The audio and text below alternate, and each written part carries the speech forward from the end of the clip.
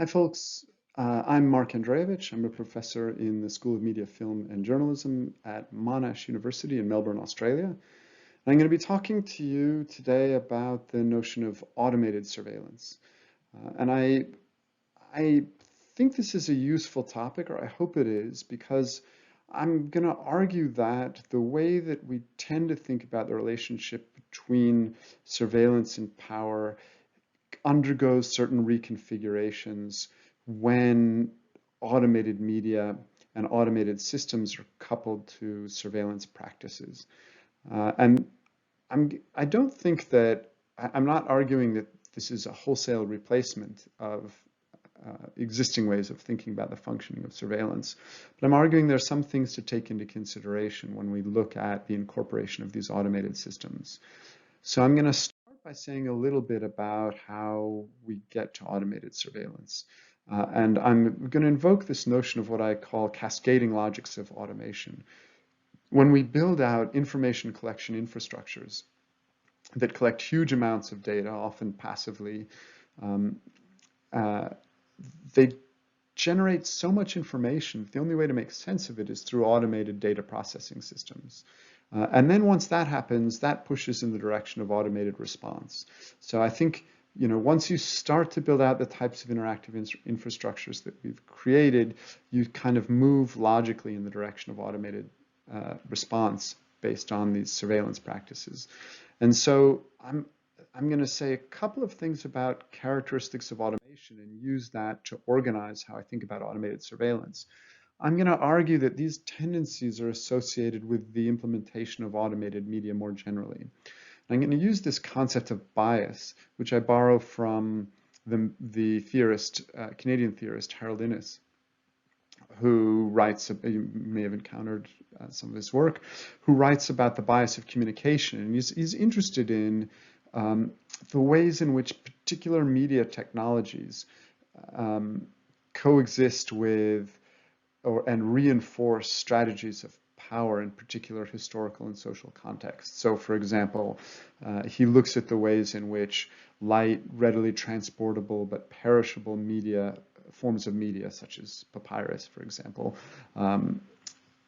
help create forms of imperial control that govern space, whereas heavy, durable forms of media, stone tablets, for example, lend themselves to forms of control that are designed to operate over time, to make messages endure over time rather than disperse over space. So this notion of bias suggests that media technologies in particular social contexts lend themselves to particular strategies of power and control. And that's the notion of bias that I'm drawing on, rather than the familiar notion of bias when it comes to automation, which means how do automated systems discriminate based on protected categories. And I think that's an important notion of bias, but I'm using the word slightly differently. I just wanted to point to that. So I'm going to say a little bit about each of these terms: preemption, framelessness, and environmentality. I'm going to argue that they're characteristic of automated media systems and therefore have something to tell us about surveillance systems that rely on those forms of media. So I'm going to start with preemption. You see that little parody down in the corner there. That's referring to Amazon.com's patent for an anticipatory shipping system that would gather detailed information about individual consumers in order to deliver to them items before they know that they want them, right? So one day you'd go to the door, you'd open it, there'd be a package, you don't know what's in it, it's from Amazon, you open it up, and it's exactly what you wanted before you knew you wanted it. So you kind of have this aha moment, like, oh, what is that? Oh, I didn't know I wanted that, but I do. Right? That sudden moment of both of those things coinciding. I call that preemption because, in a sense, it's preempting the activity, right, of desire on the part of the consumer, right? We're gonna get it to you before you want it. I've described this elsewhere as a kind of umbilicular commerce, right? Amazon is like an umbilical cord that delivers to you what you need, without you having to even feel the desire for it. It just pipes in the consumer goods that you need. Of course, preemption has a range of applications in different contexts, and one of them that you may have encountered is preemption in the register of security and policing, and of course warfare. So in warfare, the drone strike that is based on a pattern of behavior that indicates that a particular group or individual is an insurgent. It's called a signature strike, and strikes before that insurgent can mount an attack. So that's a form of preemption, kind of stopping the attack before it can happen.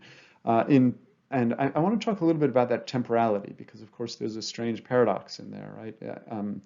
The justification for attack at that level is inevitability, but of course the preemption contradicts the notion of inevitability.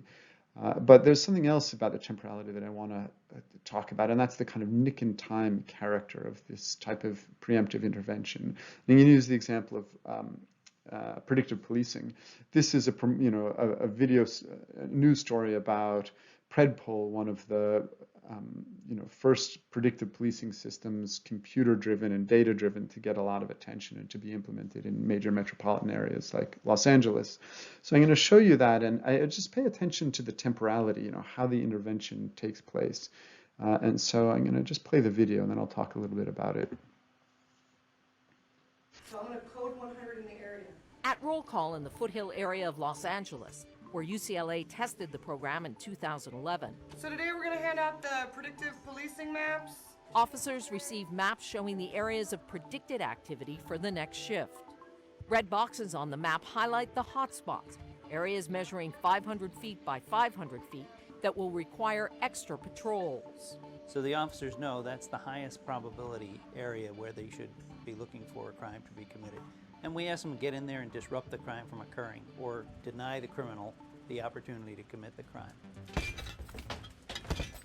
That's just what happened in 2011 in Santa Cruz, California, where officers were patrolling a hotspot, putting them in the right place at the right time to stop an assault. We came here, did extra patrols, and we were able to stop a crime in progress before it got worse. We are helping police fight crime by giving them the best state-of-the-art... Okay, I'm going to stop there. What I wanted to point to was the kind of nick-in-time temporality. And this is very familiar in the coverage and the promotion of the technology. But, the notion that the police arrive right in the nick of time to stop an assault in progress. One of the other familiar repeated news stories about Predpol was police being sent to a parking structure in Santa Cruz, California, just at the very moment when people were trying to break into a car there.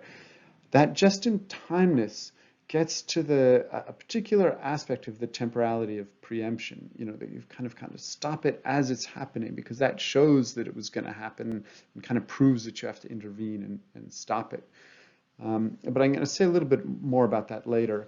I'm going to give you another example of preemptive security logics, and this is in response to the U.S.'s policy failure with respect to the ongoing epidemic of school shootings in that country. Tech companies, of course, saw that as an opportunity, and a company named Athena, along with several others, are marketing solutions that are based on automated forms of surveillance and response. Athena offers to equip schools and other potentially vulnerable locations with smart camera systems equipped with machine learning that are able to detect potential threat and to respond in real time. So, shut down the school, lock the doors, notify the authorities. But one of the things that they talk about in promoting their tech is this quote, which caught my attention, and I just want to say a little bit about it. This is a quote from the chief technical officer of the company being interviewed. The software can detect that a fight is about to occur milliseconds after the first punch is launched, before it even lands on the victim. What's going on with that temporality? Well, if you point out that you can make an identification in that interval of time, you're suggesting that might have some relevance. And I suppose the relevance there is the relevance of response, right? What if you could intervene in the moment between when a punch is launched and when it lands? Then you're intervening at a moment when you know violence is happening, but in order to stop its effects. Of course, that moment is so tiny that the only way to intervene would be in automated fashion. You couldn't have a human in the loop. You couldn't notify somebody, hey, a punch is happening, quick, stop it, right? You would need to have some form of automated response. I don't know what it would be, hose down the person who's throwing the punch before the punch can land. I don't know if that's possible. Tase them, whatever you can imagine. And maybe it's impossible. But why is the company pointing out that temporality? What does that temporality mean? I want to spend a little bit more time thinking about the temporality of preemption. But first, I'm going to say a little bit about the relationship between prevention and preemption, and what I mean by the term preemption. So sometimes these terms are used interchangeably, but I'm going to try to distinguish between them. And the way I'm going to distinguish between them is to suggest that prevention relies on a longer-term causal narrative that allows for policy response. And it also pushes in the direction of a certain type of stasis, right? In the direction of not waiting for things to happen, but changing the conditions so they don't even emerge at all. So what I mean by this, for example, a kind of classic example of prevention in the area of criminal response is in the United States during the Bill Clinton presidency. There were concerns about inner city violence among youths, and one of the policy responses that the administration came up with was the creation of these federal block grants, funding that would be used to provide recreation and education opportunities for youths in inner city areas, high crime inner city areas, right? Now that policy response was based on a kind of causal set of connections, the idea that what's causing these crimes? Well, maybe it's lack of opportunities and lack of education in these urban areas. So let's address it and come up with a policy response, right? So causal analysis requires a kind of narrative explanation of what's going on, and it can be politically challenging because you've got to get people to agree on the narrative. Yeah, that's what we think is going on, and of course, that's in the political realm. That's where a lot of the disagreements arise. People say, "Well, no, it's you're just throwing money at this, and it's actually something else that's the issue here, and that's not going to help," and so on and so forth. But politics is very much about narrative, right? Policy, politics. Preemption, I think, offers, well, I should say this, what happened to those federal block grants was they actually got taken apart, and that money, was no longer sent to the block grants, but was sent to police departments for investing in technology. And that brings us to preemption. Preemption, I think, operates in a different temporal register with a different kind of intervention goal, right? So if the intervention in prevention is to change the conditions so that the causes for the activity that we want to stop no longer are in place. Preemption operates in a different way, right? It is not interested in questions of underlying causality. It's interested in predicting where and when criminal activity is going to emerge, and then addressing it in its moment of emergence. So it operates much more in what I would call a correlative and predictive register than a narrative explanatory register, right? That makes sense. And for anybody who's thought about data mining at all, that's one of the ways in which we might frame the different forms of knowledge that flow from data mining, right? Explanatory narrative knowledge isn't necessarily associated with data mining. Think of some of the examples that you may have come across. I remember coming across research on a company that was helping a large corporation hire people for its call centers. And one thing that they did, because they had lots of data, because this is a very high turnover profession, and this was a big company that had a lot of employees, they had a pretty big data set of previous job applications and how those correlated to subsequent job performance. So they took those two pieces of data, they ran them through some data processing systems in order to look for data mining systems to look for correlations between what people put on their applications and what their subsequent job performance was. And what they found out was that, at least in this particular case, the best predictor of subsequent successful job performance, the way they defined it, was not anything that people put on their applications, but rather the web browser that they used to fill out the application, right? So it was, what they found is that if you used a browser that had to be downloaded and installed rather than one that came, pre-installed with a machine, you're more likely to be a good employee. And, you could think of an explanation for that. But they're not interested in an explanation. They're just interested in the potential predictive value of that correlation. Is it robust over time? Can we use it to, weed out potential job applicants? You may have seen similar things. Alternative credit scoring is a big deal in startups in Silicon Valley and elsewhere. They find things like, well, you're more likely to be a credit risk if when you fill out forms, you write in all capital letters instead of capital in lowercase. That, again, you might think of some causal explanation, but they're not interested in it. They're interested in the correlational logic and the predictive power that it has. Right? Who cares why? We just know that correlation exists. We can act on it. And preemption acts more in that register. And of course, the other really important difference, I think,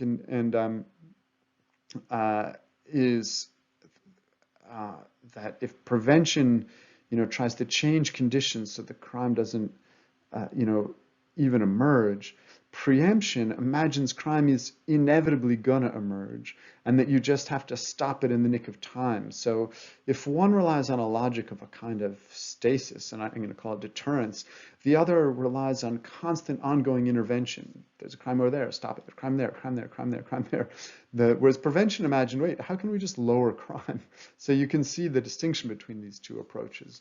And I call prevention, I say that it, kind of relies on representation because it relies on narrative stories about what's going on in the world, whereas preemption relies on correlations developed by the data. It's just a kind of, whether or not it represents anything doesn't matter. It gives you something that you can act on, and I'm calling that operational. So I'm going to, with keeping that in mind, I'm going to talk about two ways of thinking about how simulation operates, and then I'm going to say a little bit more about symbolic logics and what might be described as post-symbolic logics. Prevention in some ways, and often in the disciplinary model of surveillance that you may have encountered thinking about Foucault's panopticon, which I'm going to say more about in a second, relies on a logic of deterrence. And I'm borrowing this from the theorist John Baudrillard, who writes about Cold War deterrence. And he's thinking about simulation as a model for predicting the future that leads to certain types of behaviors based on the rational actors who simulate possible futures. And the movie reference here too is to a 1980s movie called War Games, starring Matthew Broderick, where a computer gaming system turns out that it's actually connected to the missile defense system in the US, and a hacker gets into it and starts playing a game. But what he doesn't realize is that it's not a game. The computer thinks it's an actual real missile attack from Russia, and it starts to respond in kind, and it activates the missiles. But the computer was trained on a previous set of games, and the hacker figures out, saves the day by figuring out how to teach the computer by going back to tic-tac-toe to show that if they're rational actors, there can be no winner to a tic-tac-toe game, as you may know, and then has the computer level that recognition up to thinking about global thermonuclear war, and it realizes, nobody's going to win. So then it says, okay, that's a strange game. Let's not play that. Let's go play another game. Let's play chess. But that's the model of deterrence. If both actors on both sides can simulate a future and then realize that it's not going to work out for them, then they won't engage in the forms of hostilities that could lead to global catastrophe, right? So that's one version of simulation. It might be called simulation as stasis, and it relies on the rational calculations internalized by the actors involved. Another way of thinking about simulation is that you simulate a future that you can act on. And the movie reference here might, that I'd invoke would be Minority Report, which is much more along the lines of preemptive policing. You simulate a possible future using, in this case, precogs, right? Entities that have the ability to see the future. If you can predict it with a certain degree of certainty, then you intervene before it happens. And again, it's right in the nick of time, right? The police come right as a murder is about to take place and stop it. And there's that imminence of having to stop it. So this isn't a simulation that leads to, rational actors deciding not to engage in activity that's going to end up harmful to them. This is, irrational actors whose actions have to be predicted in order for the authorities to come in and intervene in the nick of time. And so you can see a different set of logics. And I'm going to argue that, that simulation is imminence. This type of Minority Report model operates in a different register from, in significant ways, from the disciplinary model of panoptic surveillance. So the argument that I'm going to make is that disciplinary power, the panopticon, relies on representation, whereas, and I'll say more what I mean by that, whereas the preemptive logic of automated surveillance is post-representational and post-subjective in ways that I'll define in a moment. So if one model relies on deterrence as stasis, the panopticon model taken to its limit is one in which the rational actor internalizes the monitoring gaze and behaves in ways that crime just doesn't happen, right?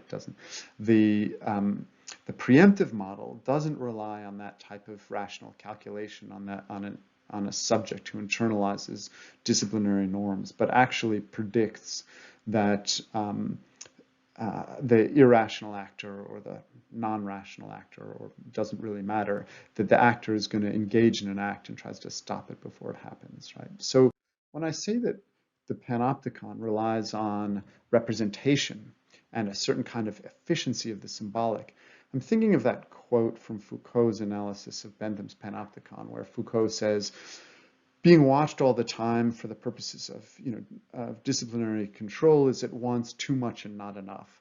It's too much because if people know that, I guess I should say the other way around, it's not enough because people need to know they're being watched.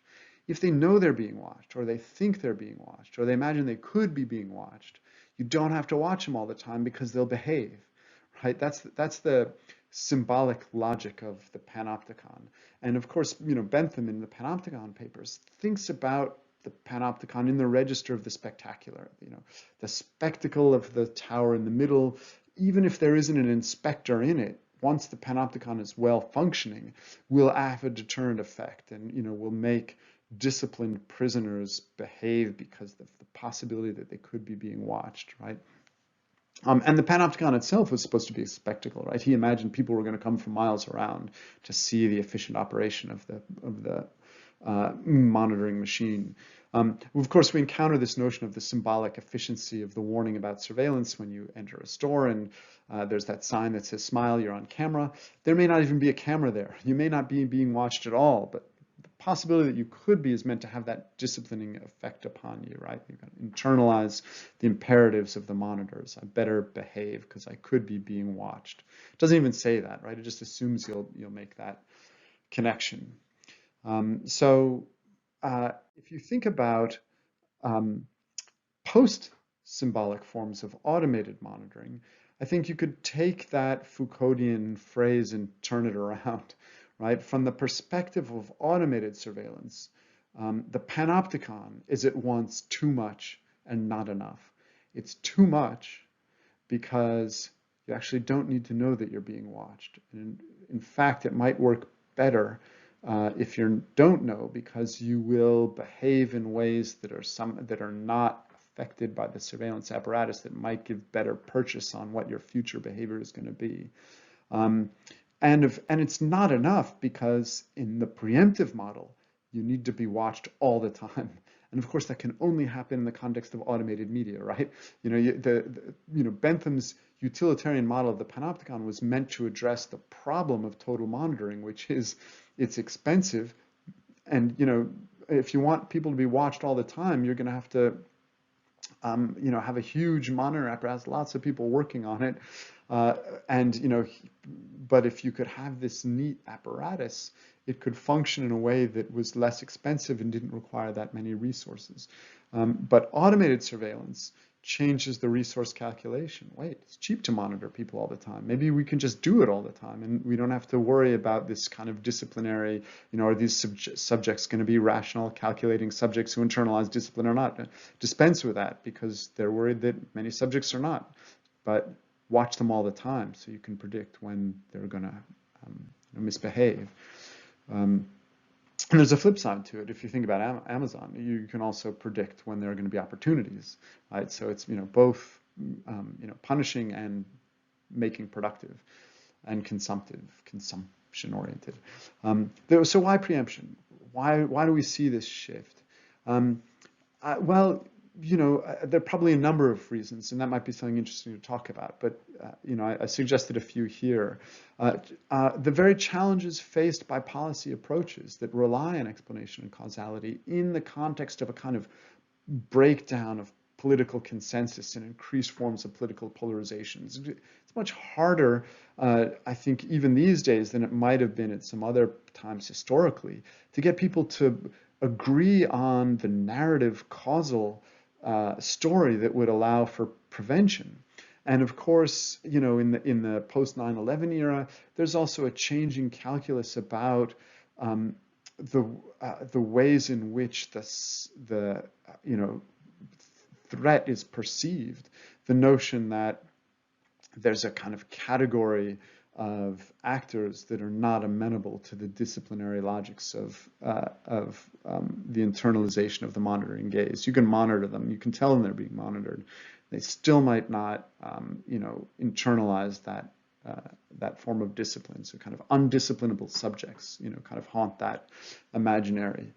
And of course, preemption via automated systems offers a technological solution to a political problem, which is very often in the wake of the kind of concerns about the shortcomings or the impasses of the political, the promise of the technological emerges as a form of solutionism. And the other might be against the background of these social developments and the impact they have on trust is the increasing turn towards surveillance as a surrogate for trust. So those are different factors to think about. But I want to say a little bit about the other terms that I mentioned as well. So in addition to preemption, or alongside preemption, when preemptive logics are embraced, as I suggested, that requires total monitoring. And I've described that as a form of framelessness. And what I mean by framelessness is the drive to capture all data and hang on to it forever. And that's a quote from Gus Hunt, the former chief technical officer of the US intelligence apparatus, who was explaining why they've changed their model of data collection from a search and winnow model to one that's inspired by Google. And the search and winnow model was based on human processing of information. If you collect too much information, people can't make sense of it. So you collect what you think is relevant, you throw out the rest, and you focus on that. If you have automated systems to process the information, you can collect everything. And in fact, you should, because the automated system, in order to recognize the patterns that provide actionable information, is going to need as much information as possible now and in the future, because there might be patterns that it doesn't have all the pieces to discern through data mining. But as new pieces of information come in, it can look for correlations and find patterns that wouldn't have been seen if previous data is discarded or thrown out. So framelessness has the ambition of total information capture, and I'll say a little bit more about that. Of course, if that specter of the undisciplinable subject exists as a threat. And it exists as a threat that's distributed throughout the population that could emerge at any given point. Then you need to be able to monitor all individuals at all times. Ben Anderson, who writes about counterinsurgency, thinking about risks, potential risks in the population, is thinking very much in the register of preemption. He's writing about drones in this context, which have a preemptive logic to them. And he says, when the pre-insurgent is everybody, and anybody could become an insurgent. And we might say the same thing about potential, antisocial or violent behavior or criminal behavior. When everything is dangerous, all of life must be known and intervened in without limit or remainder. There are different ways to think about that. It's, one way to think about it is risk is differentially distributed and, has a kind of non-zero probability throughout the population. So, there may be individuals that are considered to be higher risk or lower risk, but there aren't any that are considered to be zero risk. And the other way to think about it is you actually need to monitor the entire population precisely to find the patterns that will help predict behavior of particular individuals. So you need to know what the low probability individuals look like in order to be able to recognize them in the future and differentiate them from the high probability.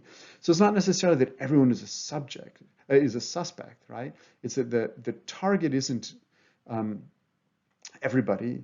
The target isn't even the population. The target is the patterns. What are the patterns that can be used to predict individual behavior? So framelessness, I use that term to suggest there's no limit on the type or amount of information to be collected, because you don't know in advance of running the correlation what piece of information is going to be useful for what prediction. That's the goal of data mining, that it discovers non-intuitive and non-intuitable correlations, right? So, you might have ruled out in advance when it came to job screening the browser people were using, and you would have missed this piece of data because you would have thought, well, what relevance does that have to do with it, right? They just dumped everything in and they looked for what correlations emerged, and that finding, right, is precisely the type of thing data mining is supposed to do. Oh, we didn't know the color of your socks had to do with this. Turns out it does. We don't know why, but it has predictive power, right? So there's no frame, there's no limit to say this information is ruled out and that information is ruled in. We need to collect it all.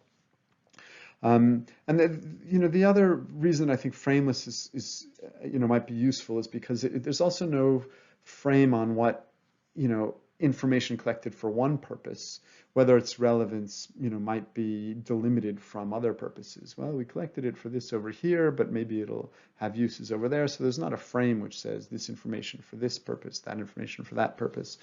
And you can see this in so many different ways. I mentioned the alternative, credit scoring, collect everything. There are predictive policing programs that collect all the information they can think about, things like atmospheric pressure, phases of the moon, tides, I guess those are related, weather patterns, all the information that they can gather. Why not? Might have some influence on crime rates in particular locations. Who knows? We won't know until we run the data, right? It's that kind of, there's nothing that can orient us to decide what to bring in or not. That's what I'm getting at with framelessness. But framelessness, of course, suggests itself to me because we exist in a moment when media technologies are also interested in forms of representation that have no frames. So think of virtual reality or augmented reality or 360-degree photography. All of those kind of dispense with the frame in the forms of representation. And I think that those two things probably go together. If you're trying to collect lots of data, then you think about forms of representation that dispense with the frame. How can you portray data that's collected in this frameless fashion? You portray it in unframed ways. This is the point I wanted to make about risk being distributed across the population. There are algorithms that are developed that for everybody calculate what level of threat you have, right? With this idea that just as everybody's potential maybe marketing opportunity, everybody's also potential risk, and that's why we need to have data about the entire population. I want to talk about frameless representation, probably one of the best examples that I can think of recently is Kevin Kelly, former founding editor, so the founding editor of Wire magazine, former editor of Wired, wrote this piece in the beginning of 2020, predicting that the next big platform was going to be reality itself, but augmented reality. And augmented reality means that there's a kind of digital information overlay over all of the physical world. So you'd have some type of interface device, like your smartphone or smart glasses. When you look at a building, it'll tell you information in virtual form about it on your device. What restaurants are there, what the menu is there, reviews that people have posted. But so reality itself will carry an informated layer with it. But then he says, in order to realize this, to recreate a map that is big as the globe, right? That's like a frameless map, a famous Borges example of the map that's as big as the territory. You need to photograph all places and things from every possible angle all the time, which means you need to have a planet full of cameras that are always on.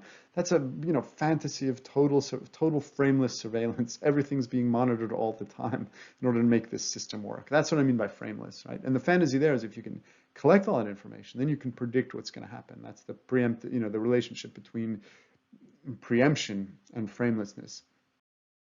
And I want to say a little bit about the third category. How does power, or the third form of bias that I mentioned, environmentality, I'm borrowing a term from Michel Foucault's lectures on biopolitics that come after the Panopticon, the Discipline and Punish writing. And he's actually interested, when he writes about environmentality, about forms of what might be described as post-disciplinary governance.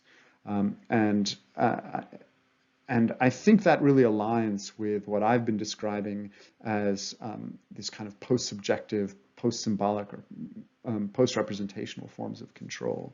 So I'm going to say a little bit about environmentality, but what interests me as a term about environmentality is it suggests, both the ambition of collecting information about the environment at the environmental scale, but also the possibility of intervening through the environment, right? So think about, Athena with its smart cameras that are going to, intervene in the punch before it happens. The environment itself is kind of acting on the individuals. It was like a convenience store in Washington State that got attention a while back because they had installed a facial recognition camera system. In order to get into the store, you had to, look at the camera and it screened to see if your face coincided with past shoplifters or criminal suspects. And it wouldn't open the door unless, you didn't have a match with folks with criminal records. I guess they'd had a bunch of robberies, and so they saw this as a way of kind of keeping people out. But that's a kind of, the environment modulates in response to the information that it collects about you. It decides whether it lets you in or out. So that's, Foucault talks about environmentality in a different register, but I'm trying to expand it a little bit. How does what forms of environmental control can be exercised based on the huge amounts of data that are collected? So when Foucault writes about environmentality, he talks about a massive withdrawal with regard to the normative disciplinary system, right? That's the system that we would think about from panoptic logics. The technology to be employed is not discipline normalization, right? Not the internalization of disciplinary norms, but action on the environment, modifying the terms of the game, not the player's mentality.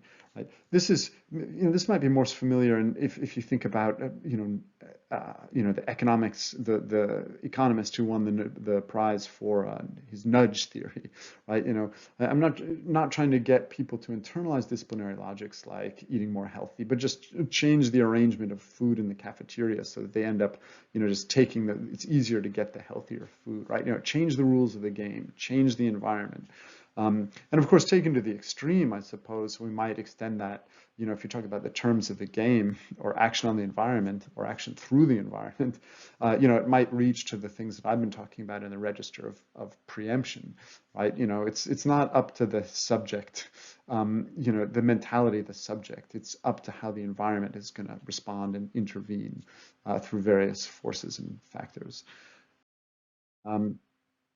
Of course, environmental, modulation requires environmental level information collection, as I've suggested.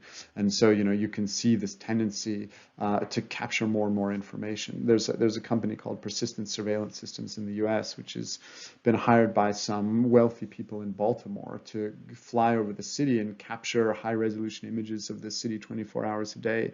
So that can be used, played back and played forward, if you've got the recording, to see if an event happens, a bank robbery, you can go back, find that time, look at the cars that were driving towards the bank, and then look at the ones that leave, and then follow them where they go. This kind of, being able to move back and forth, not just to have a kind of total spatial coverage, but total temporal coverage as well.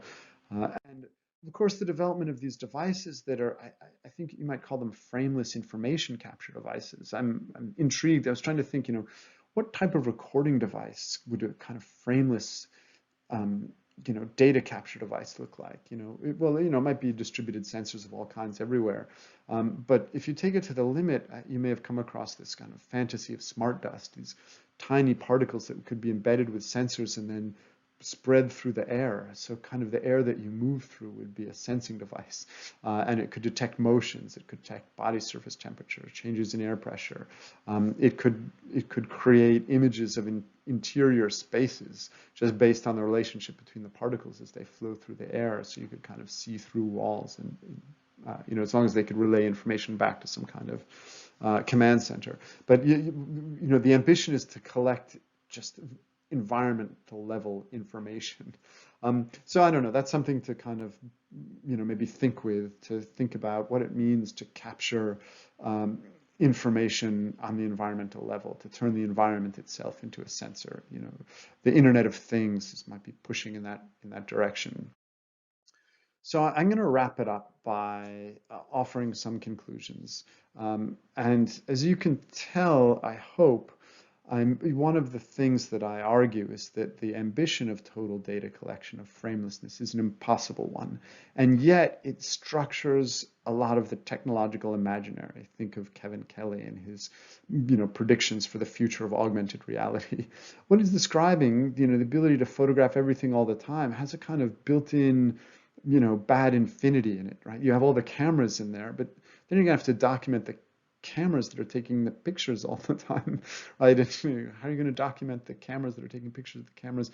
They become part of the reality that needs to be documented. So there's kind of a logical impossibility, and a technical impossibility, and a kind of I don't know, technological fantasy run amok there, and yet that's the direction in which these systems are pushing. And so I'm critical of these developments. I think they can't work in the way in which they're being described. And these huge investments, if it can't happen, why get worried about it? Well, I suppose the worry is, although these systems may not work, people will, start to act as if they do. And even though these things get wrong, if they may get information wrong, make decisions based on them that could have quite dire consequences. The other, of course, is that I remain in the register of the political. I think it's important to try to understand the world in order to intervene in it through, political policies and politics. And I think the fantasy of preemption is a kind of post-political fantasy that puts paid to politics.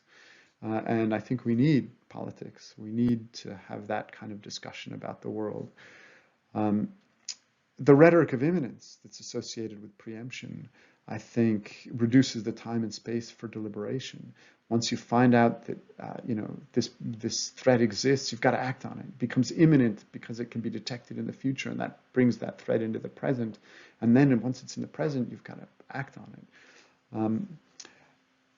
And I think that the model of preemption, if you think about it, is actually a quite destructive one, because if you don't address underlying causes, you end up actually reinforcing the logics that made those interventions necessary, and therefore accelerating the intervention process. So, you can imagine in, particular conjunctures, how do you control the emergence of particular security events? So the more you try to preempt them, the more you kind of feed the underlying causes that make more of them crop up, and then you have to preempt them more and more, and predictive policing then becomes, kind of totalized all the time. So I think there's a kind of spiraling logic that's self-fulfilling and self-fueling that we need to address with these systems. So I guess I'll wrap up by saying I'm offering a critique of automated surveillance in the sense of both attempting to outline some of its logics, but also to identify some of its social pathologies. And I hope some of that was interesting. Thanks for your time. I'm signing off.